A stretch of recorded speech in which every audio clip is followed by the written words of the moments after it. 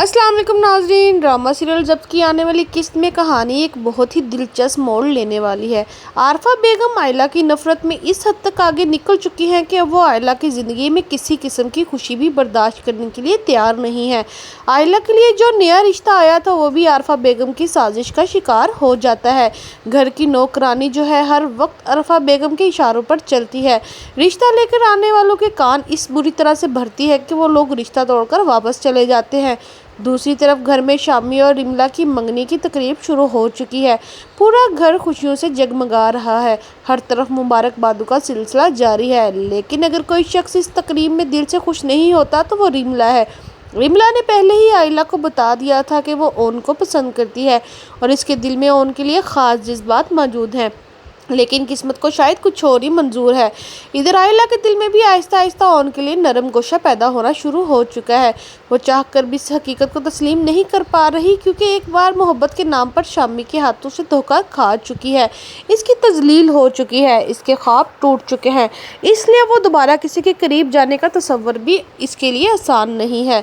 मंगनी की तकरीब के दौरान जब मेहमान आते हैं तो कुछ खातून जानबूझकर आयला को ताना देना शुरू कर देती हैं और वो तंज़िया अंदाज में कहती हैं कि आज तुम्हें कैसा लग रहा है, तुम्हारे साबिक शोहर की मंगनी हो रही है, तुम्हारे दिल पर क्या गुजर रही है।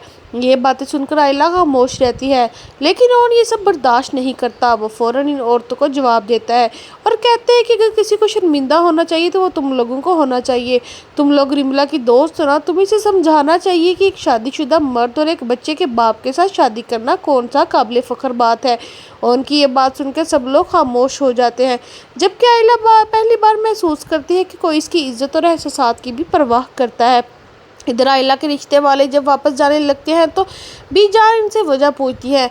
वो लोग साफ साफ बताते हैं कि इन्हें आयला के बारे में ऐसी बातें बताई गई हैं जिनकी वजह से वो ये रिश्ता कबूल नहीं कर सकते। वो कहते हैं कि हमें बताया गया है कि आयला शादीशुदा थी और बच्चे की मां बनने वाली थी, इसलिए हम ये रिश्ता नहीं कर सकते। ये सुनकर बीजान को शदीद सदमा पहुंचता है। वो कहती है कि अगर आप लोगों को मेरी बच्ची पसंद नहीं थी तो सीधा इनकार कर देते, इसकी किरदार कशी करने की क्या ज़रूरत थी। रिश्ते वाले माजरत करते हुए चले जाते हैं। बाहर खड़ी आयला ये सब सुन लेती है और इसकी आंखों से आंसू बहने लगते हैं। इस वक्त जोया इसके पास आती है और कहती है कि बाजी ये काम किसी बाहर वाले का नहीं हो सकता। यकीनन ताई जान ने ही ये सब कुछ करवाया है क्योंकि घर के अंदर की बातें किसी और को मालूम ही नहीं थी। लेकिन आयला खामोशी इख्तियार कर लेती है। वो जोया को भी चुप रहने का कहती है और कहती है कि हमारे नसीब में जो लिखा है वही होगा। दूसरी तरफ फ़ोन ये सब देखकर बहुत ज़्यादा शर्मिंदा और परेशान हो जाता है। वो समझ ही नहीं पाता कि आखिर आयला को हर बार क्यों जलील किया जा रहा है। इसी दौरान इसके दिल में एक अहम फैसला जन्म लेता है। उन सीधा बीजान के पास जाते हैं और इनसे कहते हैं कि आखिर लोग आयला के साथ ऐसा क्यों कर रहे हैं।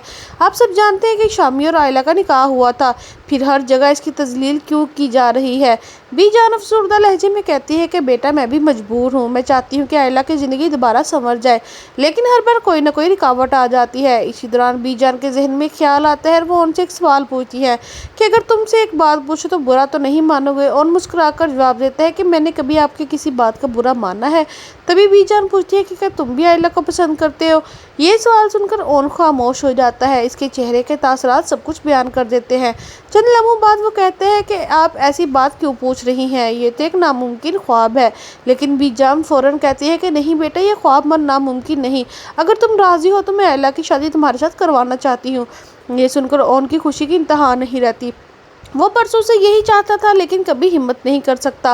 वो फ़ौरन कहता है कि बीजान आप कैसी बातें कर रही हैं, मैं कभी आयला को ताना नहीं दे सकता।